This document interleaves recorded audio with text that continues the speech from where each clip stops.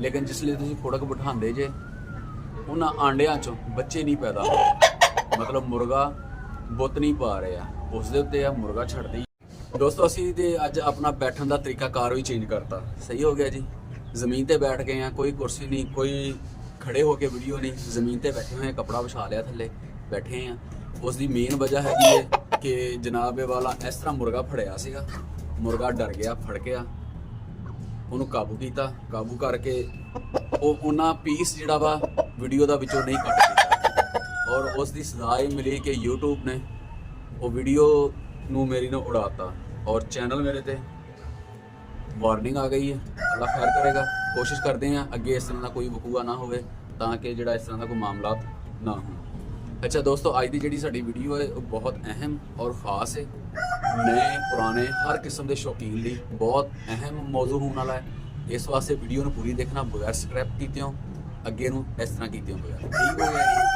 अच्छा, अस्सलाम वालेकुम रहमतुल्लाहि वबरकातुहू। उम्मीद है सब दोस्त बुजुर्ग भाई खैरियत नाल होंगे और अल्लाह पाक दे हुजूर दुआ है कि मालिक साहब नूं अपने हिफ्ज़ो अमान च रखे। हाँ जी, बस छड़ देने ठीक है। मेरे दोस्तों चैनल ते तुसीं नवें जे तो चैनल में सबसक्राइब कर दो, बैल आइकन दबा दो ताकि मेरी हर आने वाली वीडियो तमाम ही दोस्तों तक पहुँचती रहे। दोस्तों नुस्खा जिहड़ा वा मुर्गा मुर्गी क्रॉस करता वा, मुर्गा पूरा तैयार है, उम्र पूरी है, सब कुछ ठीक है, मुर्गा मुर्गी क्रॉस करता, मुर्गी अंडे भी देती है, मुर्गी कुड़क भी होंगी है, सब कुछ ठीक है।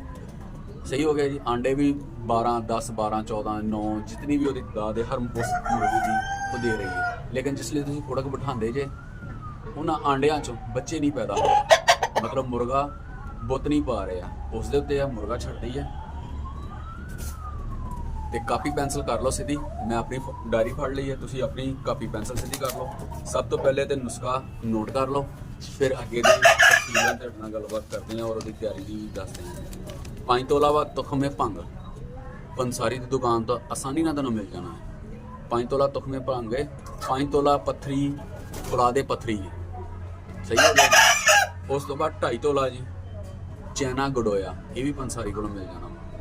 तिन्ने चीज़ां अलग अलग, पहलियां 2 चीज़ां जिहड़ियां ने अलग अलग पीस के बिल्कुल बरीक कर लैनियां पाउडर वांगू। उस तो बाद तीसरी चीज़ भी पकड़ के उन्होंने भी पसाई करके विच मिक्स कर लेना वा। उस तो बाद जी आखिरी आइटम 5 तोला गुड़ वा।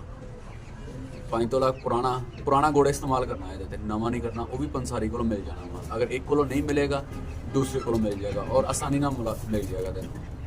5 तोला पुराना गुड़ पा के सारिया चीज़ां मिक्स करके अच्छे तरीके ना तैयार करके डब्बी च महफूज कर लेना वा।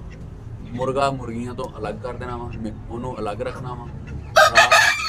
पूरा पेट भर के नहीं उन्होंने खवाना, शाम की खुराक दे विच पूरा पेट नहीं भरना, वह नॉर्मल खुराक च रखना उन्हें जनाब। उहदियां जिहड़ियां टोटल खुराक दवाई तैयार होनी है, उहदियां 10 खुराकां तुसीं बना लैनियां। सही हो गया जी। 10 खुराकां बनाने तो बाद वो डेली की एक खुराक उन्होंने जिसले रात को खुडे च बंद करना वा, एक डेली की खुराक अपने मुर्गे को खवा देनी है। 10 खुराकां की एवरेज कढ़ लैनी है तुसीं।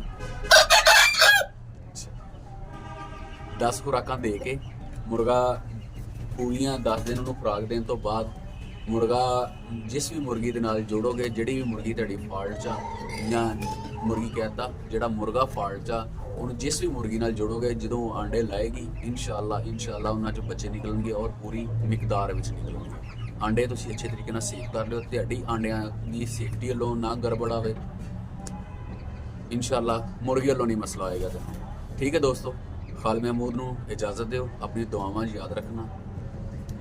अल्लाह हाफ़िज़।